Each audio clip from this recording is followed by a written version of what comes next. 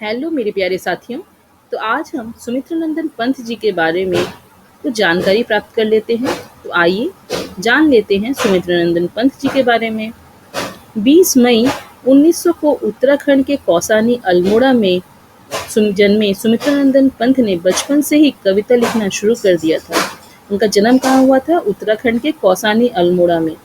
7 साल की उम्र में स्कूल में काव्य पाठ के लिए पुरस्कृत हुए।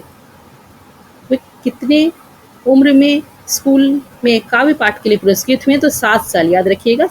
जब उनका 7 साल की उम्र थी तभी उन्हें स्कूल में पुरस्कृत किया गया था। 1915 में स्थायी रूप से साहित्य सृजन शुरू किए और छायावत के प्रमुख स्तंभ के रूप में जाने जाते हैं। सुमित्रानंदन पंत छायावत के 4 प्रमुख स्तंभों में एक प्रमुख स्तंभ के रूप में जाने जाते हैं। तो आइए देख लेते हैं और भी उनके बारे में। पंत जी की आरंभिक कविताओं में प्रकृति प्रेम और रहस्यवाद झलकता है। पंत जी की जो आरंभिक कविताएं थी उनमें प्रकृति प्रेम और रहस्यवाद जो है दिखाई देता है। इसके बाद वे मार्क्स और महात्मा गांधी के विचारों से प्रभावित हुए। वे किनके विचारों से प्रभावित हुए? तो मार्क्स और महात्मा गांधी के विचारों से। इनके बाद की कविताओं में अरविंद दर्शन का प्रभाव स्पष्ट नजर आता है। उनके बाद की कविताओं में अरविंद दर्शन का प्रभाव हमें दिखाई देता है। जीविका के क्षेत्र में पंत जी उदय शंकर संस्कृति केंद्र से जुड़े आकाशवाणी के परामर्शदाता रहे। लोकायतन सांस्कृतिक संस्था की स्थापना की।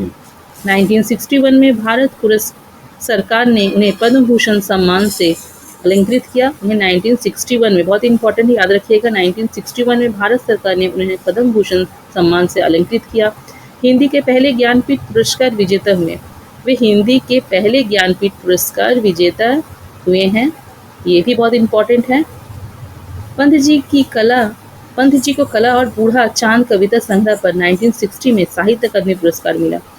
उन्हें ज्ञानपीठ पुरस्कार तो मिला ही, भारत सरकार से उन्हें पद्म भूषण सम्मान से भी अलंकृत किया गया। साथ ही उन्हें साहित्य अकादमी पुरस्कार भी मिला 1960 में, याद रखिएगा। 1969 में चिदम्बरा संग्रह पर ज्ञानपीठ पुरस्कार सहित अनेक पुरस्कारों से सम्मानित किया गया। 1969 में उन्हें अनेक पुरस्कारों से विभूषित किया गया। उनका निधन 28 दिसंबर 1977 को हुआ। उनकी अनेक प्रमुख कृतियां जैसे वीणा, पल्लव, युगवाणी, ब्राह्मी, स्वर्ण किरण और लोकायतन। आशा करती हूँ कि आप सभी को समझ में आई होगी।